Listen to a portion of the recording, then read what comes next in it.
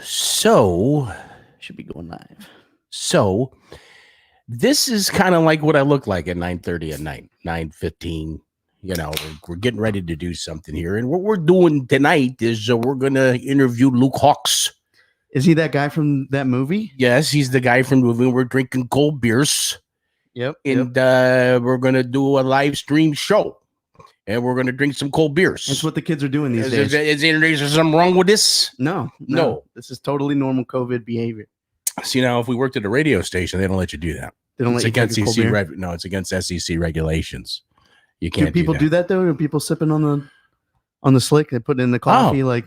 Well, yeah. I mean, okay, yeah, they do that. Yeah, they do that. But Luke Hawx, who everyone knows is a friend of the programs, he's Wildcat Wrestling's CEO, and we did that event at the Esplanade Mall, Nick, where his son jumped off the second floor. It was very memorable, and it had 4 million views. I'm standing right there. It had 4 million views, but I'm so stupid. Mm-hmm. I'm not filming the thing. No, we had literally packed up at this point. That's our big opportunity, and I completely blew it. Yeah. So Luke is he just finished the Netflix. It's the #1 movie on Netflix. Yeah, you turn Netflix on and it's sitting there ready to. It's right there. It's in your friggin' face. It's pretty cool. Okay, and it's called Project Power, and Luke has a part in it. We're going to talk to him, but I don't want to blow the whole thing. No. Okay, but right now he is actually driving from here to Atlanta to be on a set early tomorrow morning for something else. I don't know what that something else is, but the guy's working. He's working, and I think we're somewhat responsible for that. So we got a little something planned for him. So we're going to give him a little call. He should be en route. He's expecting our call, and then we'll go into this little spiel that I got worked up. Let's see. And, we'll see if he likes it. I guess he'll get it. So let's see. Damien St. Pierre says, Luke Hawx is my guy. He was saying that today. Damien was saying that today when I did the little live thing. Everybody likes him. Yes, Luke is a DB fan favorite. He sure is. Everybody loves him. He would love to hear that. Yep. Luke. I'm here, baby. What's going on? Okay, well, we're live on StreamYard. Okay, which means so we're on Facebook and we're on YouTube and Twitch. We're on Twitch. And I kind of got one here. And so we're going to do a little thing. So just kind of listen, and then we need to talk to you about this movie that you're in, and talk about we've done a little bit of research on it. Okay, but go ahead. Right, and hopefully I don't cut out. I mean, No, you're fine. You're fine. Just relax and don't panic. Okay. All right, Nick, go ahead and hit that soundtrack. Okay. Here we go, Luke. Listen up. I think you might like this. Okay. I'm waiting. All right. Just be patient. Be patient. Patience is a virtue. All right, here we go. Is the music playing, Nick? Is it getting ready to play? It's trying to. It's gonna play. This is live stuff here. So. Just hold on. Just wait. We had it already. I had it already. We did. Had it already. Here we go. You're going to love this, Luke. You're going to love this. Once we get it going here. Here we go. In a world. There it is. Don't talk when I'm talking. In a world. Will you please be quiet? Sorry. If you can't drink responsibly. Go from now. In a world where nothing seems safe and anything can happen. An ex-soldier, a teen, and a macho cop collide in the Crescent City as they hunt for a source behind a dangerous new pill that grants its users temporary superpowers. Oscar award-winning Jamie Foxx and Joseph Gordon-Levitt, along with all over the road's very own Luke Hawx, storm the streets of New Orleans in Project Power.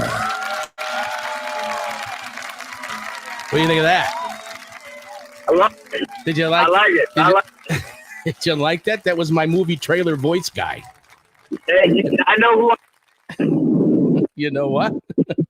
I know who I'm hiring. Yeah, that's right. That's right. Well, hey, look, congratulations on you being in this film, which I believe right now is Netflix #1. Yes, worldwide. And So it's go ahead. not the U.S. No, I'm sorry. It's not just the U.S. It's worldwide. So as of this morning, it was the #1 film on Netflix worldwide. So which is cool. And for me, this is my third #1 film I've been in. Well, I think that we're at All Over the Road New Orleans. We're partly responsible for some of your success. Would you say that, Luke? Would you? Yeah, I mean, look, Corey was my first technical sponsor for Wild Sports, so I would definitely say. Now we were talking a little bit about your performance. Okay, Nick has seen much of the film. I have not. I plan on watching it, but I can't ever get in front of a television where there's not some snotty nosed kid at my house. Yeah, where I can watch it. Yeah. So I haven't been able to do it yet, but I understand in your scene, you do a great job, and you are actually killed in your scene. Is that correct? You're every scene I make a living dying. That's great. Yeah, it's just like when you got executed by X-Men by Logan. Yeah, Logan. Good Exactly. job. I just want to let you know that we're drinking cold beers and doing this interview. Yeah, we're a few cold beers. Well, because I'm drunk, but I did cheat a little bit. I drank a soft drink, which I never do. I drank a Mountain Dew. I never drink soft drinks. Look, if you're going to be driving like you're driving, okay. So now, tell us a little bit about the film and the experience, and some of the things that you think that were exciting about you being in it. And did you get a chance to meet and talk with Jamie and hang out with him a little bit? Oh yeah. Me and Jamie kicked it for a good bit. He was a really nice guy. Actually one of the nicest guys I've worked with. Real funny, very charismatic, and just when he's on set, his personality's on, man. Jamie was just one of those guys who always brought 100% of energy, and when he was in the room, you knew it, you just picked up. And I tend to be like that. Of course. Working with somebody else on set that is the same way or higher was actually motivational for me because it made me up my game. Well, I heard that he kind of accused you of being kind of like a scene stealer. Is that well, positive? we did get to it because the week we filmed that, I filmed that for several weeks. I did the fight choreography. Corey DeMeyers had me come in with him, who was the fight choreography. For me and Corey put that whole fight together on the outside of the tank. Mm-hmm. So we choreographed that, and then mostly Corey, but I helped out and I gave a lot of tidbits. But that whole week we were filming, we were building up to the Dallas versus Saints game. Okay. And me and Jamie were just going back and forth about, he's from Terrell, Texas, right outside Dallas. He's a big Dallas fan. So me and Jamie started going back and forth about the Saints, Dallas Cowboys. And that sparked Jamie to go buy 3 Dallas jerseys. Emmitt Smith, Troy Aikman, Mike Irvin. He had his assistant go get them, come back to set, and we just started trash talking. And then from there, he made a video and posted it, calling out Stephen A. Smith from ESPN, right? All right. And that went super viral. So, but that kind of struck off of me and Jamie's conversation on a little tidbit about going back and forth about the Saints versus Dallas. So that's so cool. And then, I think that whole set was really. And the directors were awesome to work with. The directors from that also invented Catfish, the famous TV show Catfish. They were the inventors of that. Oh, really? I didn't know that. And they directed the Paranormal Activity. The later, not the first one, but 2 on they directed. So cool. Great guys to work with. The whole cast was great. The stunt coordinator Kevin Scott, Corey DeMeyers, the fight choreographer, man, everything was phenomenal. It's a really fun film. I was on it for about 6 weeks because I did stunt driving. We did a couple explosions. We did the fight choreography, and of course, we did that big scene in the tank. So, man, I'm thankful. Any opportunity I get to do something I love, which is film work, I'm appreciative. Well, look, you're making progress. You're making progress. Now, describe the scene. All right. Now, I believe that there's a scene when Jamie comes in. There's some kind of fight about ready to go down. Tell us a little bit about the scene. Jamie basically comes into the buyer's, the dealer's office. I spot him out. I don't recognize him, so I asked him if he's new. Well, he spies me seeing him. So we meet up in the middle. We get into a little tussle. He kills me. Yeah, but describe describe the kill. Describe the kill, because I heard that's pretty. So there's this vicious ice sculpture. It's a dragon ice sculpture. Right. The tail is very sharp. He slams my head, and the tail goes through my jaw all the way through the top of my head. And the way they found out that I died is because fire normally runs through the dragon. But when he slams my head into it, the blood goes through the dragon and pours out instead of vodka. So the girl freaks out, and then a big ass melee breaks. Now, did you do like a gurgle or something in the die? Because I have a way that I do a die scene. That's Nick. I practice die scenes all the time. You well, look, I can't actor. give. Underrated actor. I can't give. He is a good actor. He's a good. Look, Vic's good at everything. Thank you, buddy. Thank you. I know you're a big fan. Thank you. Especially talking, right? Yes, that's nobody better. I'm pretty good at that. But so the ice sculpture gets you, and you just kind of it's pretty gory. I would suggest. It was like any blood coming from it was like the blood from the mouth kind of thing. Oh yeah, of course. And where they use those capsules? No, we use fake blood. You just they squirt it in your mouth and you hold it in your mouth until it's time to go. And on action, you spit it out. Well, you always spit it out. You know, don't ever swallow it. That's for darn sure. Depends. Yeah. Depends. And well, it's a night show tonight. So anyway, like I said, I've done some scenes myself. Where I do the dying thing. Do you want to hear my patent little dying thing that I do? Definitely. I would be. Nick, can you give me a little music for that? You got me. Just a little music. Tell me if you like this, Luke. Yeah. Okay, now Luke's on his way to Atlanta. You're driving, and Mountain Dew is a good way to stay up. So that's a good way to go. Don't do any no-dos though. Those things will freak you out. Don't do the no-dos.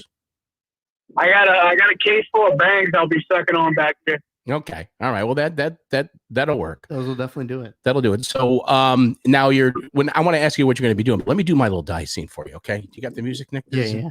Okay. Here it is. All right, now this is me, Luke, doing a die scene. Okay. Ready? Let's hear it. I'm cold. I'm cold. I can't see. I'm gonna die now.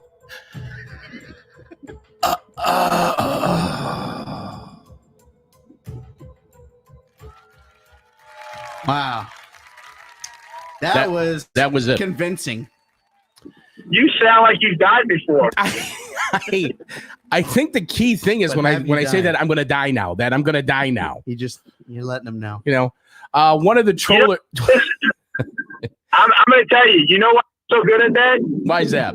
Because you're married and you've probably practiced that about 500 times. Wait for the day. Yes, I have. Now we got one of the trollers that are on. We're on live right now. One of the trollers is asking, wanted us to ask you if Tim Storm is a heel or a baby face. Is Tim Storm a heel or baby face? Yeah. Mm-hmm.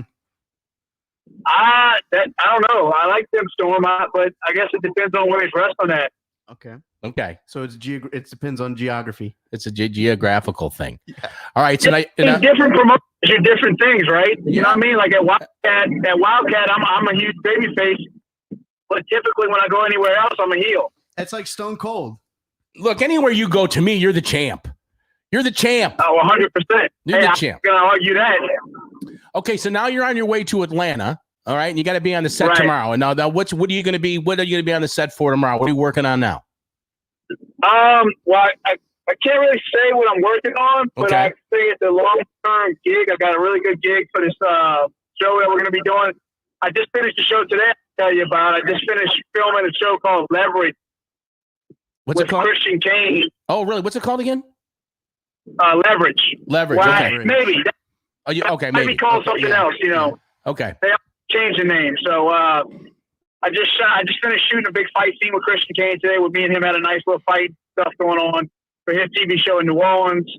And it was actually my first day back at work since COVID. So it was really cool. I mean, we did rehearsing last week. So that was actually my first day back at work. But today was my first day filming. since COVID hit. So it was really nice to be back. And now I'm going to drive all night to Atlanta and start my new project tomorrow morning. And I understand you're going to be there for a while, right? Yeah, I'll be there a good bit. Yeah. All right. Well, you're going to have to keep in touch with me and let me know what's going on, okay? No, for sure. Yeah, I'm excited. And once some stuff gets released about this, I'll come back on. We'll chat about it when I can publicly say some things about it. But this project we're going to be working on is really cool, and it's going to be a really, really, really good show. So something kind of groundbreaking, and I'm really looking forward to it. Well, we're going to get rid of the kids one night this week because I'm getting ready to go to the Hotel Del Coronado. If you look at my visor here, I'm wearing the Hotel Del Coronado in San Diego. I'm going to go there for about 5 days for some R&R. And then I'm coming back and heading to Ashland. So, but before I leave on Friday, we're going to make a night, Nick and I, and maybe we'll get Teddy over here, and we're going to try to get some of these snotty-nosed kids out of the room and watch. I want to watch the whole film in its entirety, and I can't wait to see can't wait to see your scene. I know you're going to kill it. And, yeah, I appreciate it, man. And like it was just, I'm really glad to be a part of that project. And I don't have a massive role, and I have a really cool role, like most of my things. I'm not in the whole movie. I'm in my spot, and it's a good scene. But I was blessed that almost every publicity article that came out, they named me as one of the co-stars, and it was, that things like that to me is a dream come true. Well, I just put you as a co-star. I put you before Fishback. I didn't even mention Fishback. I never mentioned Fishback. She did awesome. This is her big break as well. And if you watch this film, she did phenomenal. I'm sure she did, Luke, but I didn't have room for anybody else. It was neither you or Fishback. So you got on the marquee. Political game. I'll take it. I'll take the love one. Okay. So now, like I told you earlier on the phone today, I just want to let you know and just let everyone know that's watching, and because this will eventually be a podcast as well. But right now we're on live, and I just want to tell everybody that how proud I am of you, and I know how hard you've worked.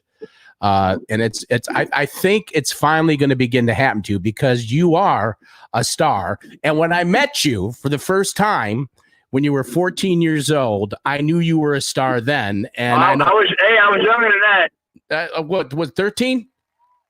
I was probably 12 because I was in the boys' home by the time. I went to the boys' home at 12. Okay. Well, I knew you were a star then. Yeah. I appreciate it. You've always been good to me, and I've always told you, and I meant last time we talked on a podcast, you're one of the first guys to really give me opportunity when I was playing ball.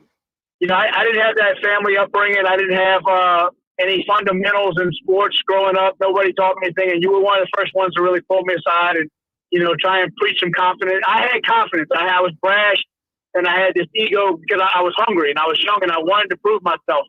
But you were one of the first guys to kind of pull me aside and give me that opportunity and say, hey, I want to pitch so bad. I never pitched in my life, but you gave me that opportunity, and then you told me what I did wrong and how to fix it. So, those things to me mean the world. Well, the fact that you say that means the world to me because you never know how you affect young people. And it wasn't until years later that I found that out when I ran into you over at French Riviera. And I want you to be careful. I mean, I know you're going to be driving all night. If you feel tired, pull over. I know you got to be somewhere, but, don't push it too hard, okay? No, I will. And then I'm going to probably spend a good bit of the night catching up with some people on the phone that I haven't had a chance to. And then, like I said, if I get tired, like you said, I'll pull over 15, 20 minutes, take a nap. Or if you get tired, just call me back. I'll be up, okay? I appreciate it. Luke Hawx, the star, as far as I'm concerned, of the new Netflix super blockbuster film, Project Power, that was filmed here in New Orleans. I hope that whatever you're going to be working on in Atlanta is going to be a huge success. I know it will. Thank you. You guys be safe. Nick, what's up, man? I miss y'all, and I hope we can catch when I come back in town. We can catch up. Absolutely, yeah. Well, we'd love to have you in here, or at least hang out and do something for sure. All right, Luke. Look, all our love to you and your family and everything. Tell your boy I said hey, both of them. I will. Same. All right, my brother. Thanks for calling. God bless. Luke Hawx, ladies and gentlemen. There he is. Take it easy. Oh, how rewarding is that?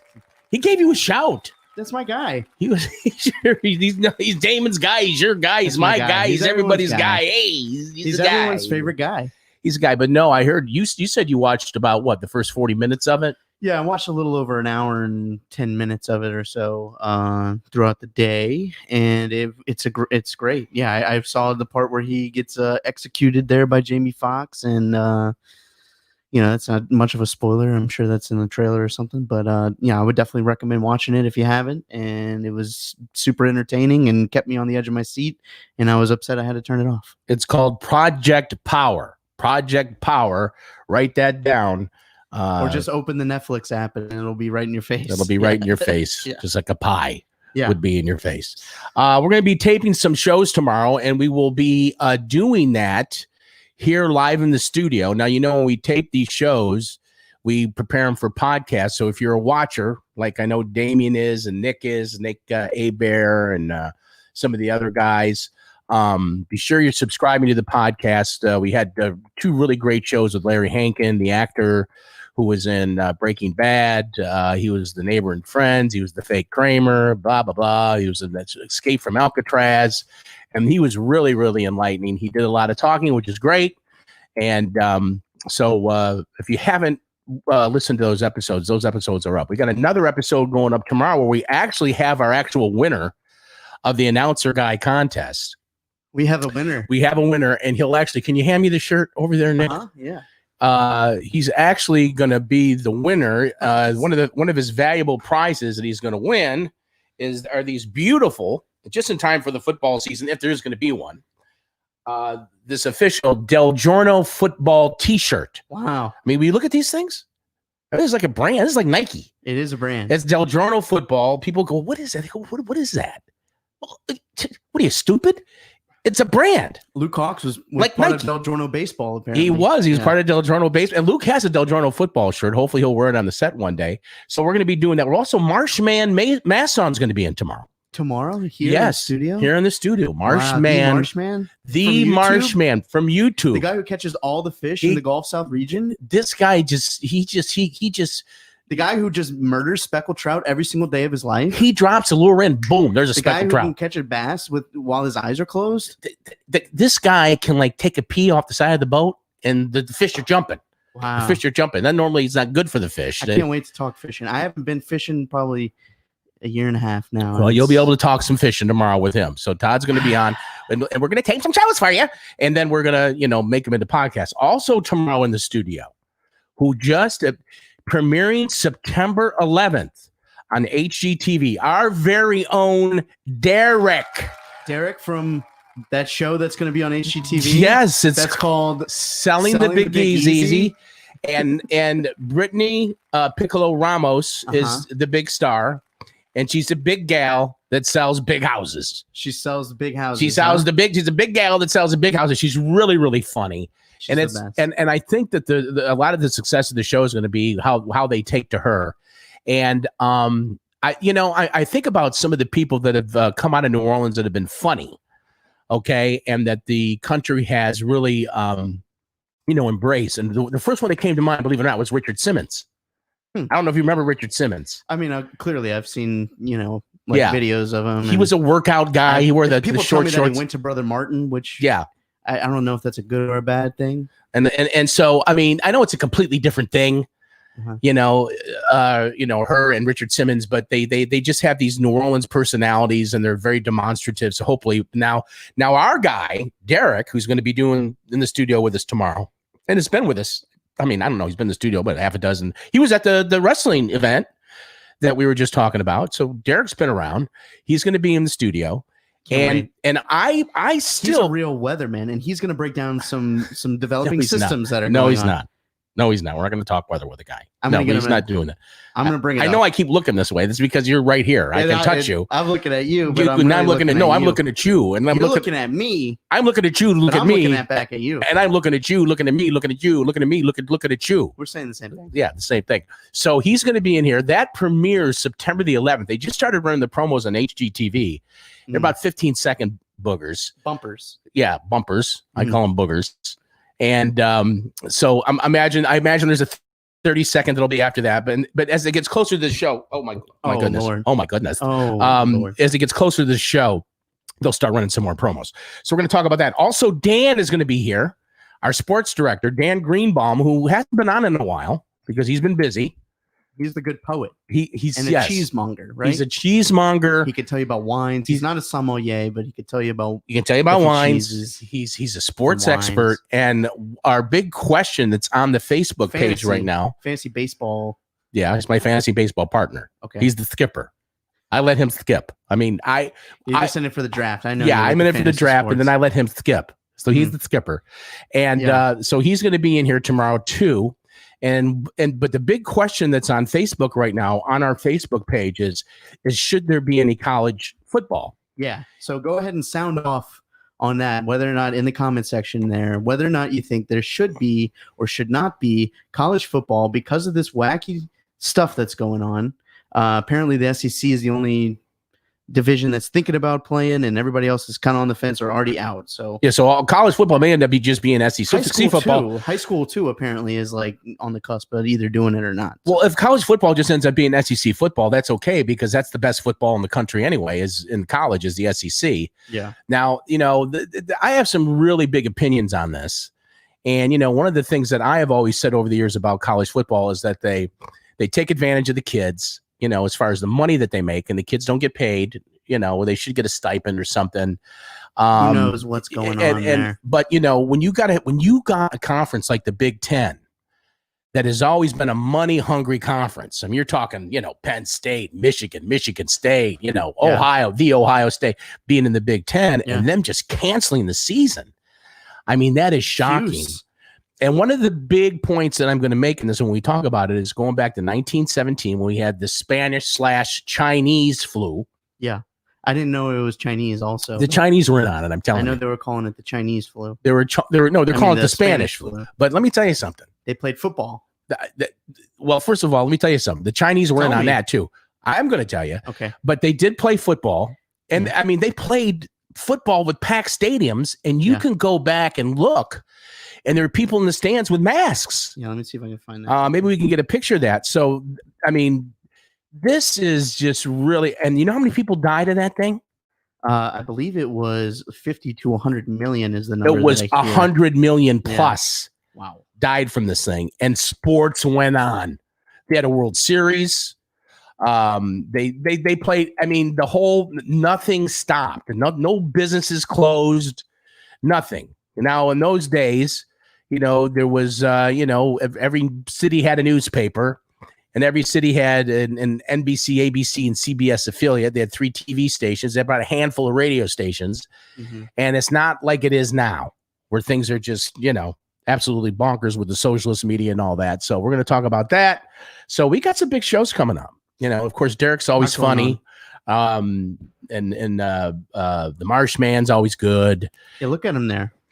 Yeah, there they are. There you can see. This is 1917. I think it says 1918. 1918. And believe it or not, up until I believe, I think the 1918 World Series was the Cubs and the Yankees. I was going to say, is that Yankees?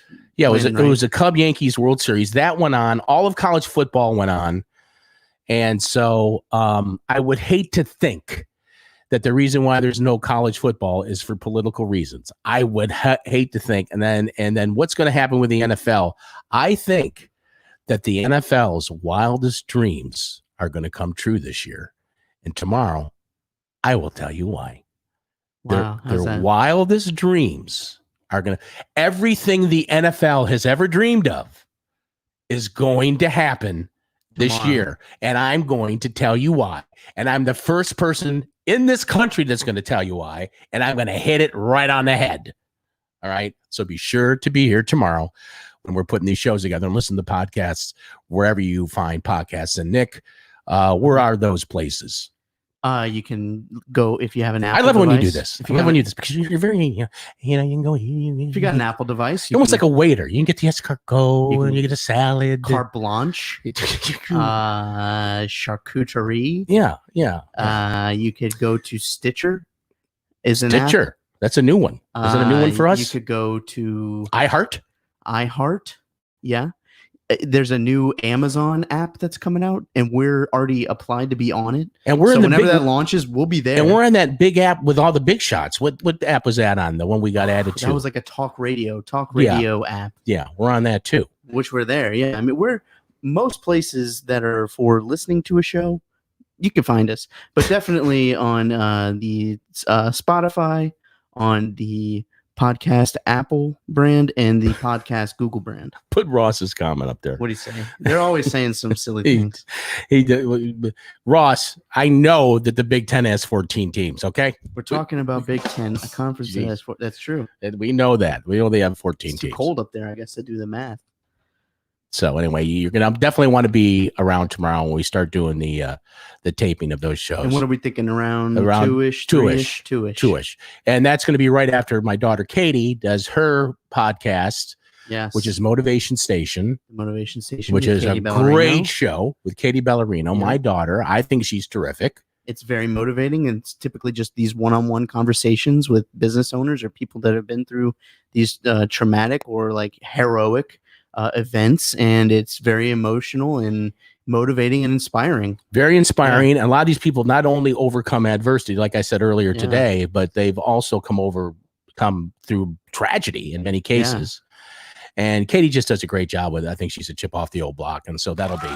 She's a good interviewer like her pops. Yes, she is. And so we definitely want to make sure if you're not listening to Motivation Station, it's part of the All Over the Road podcast network. And same thing. You can find it pretty much anywhere you listen to a podcast. And if you happen to listen to it for the first time and you run into her, tell her that you heard about it from her daddy.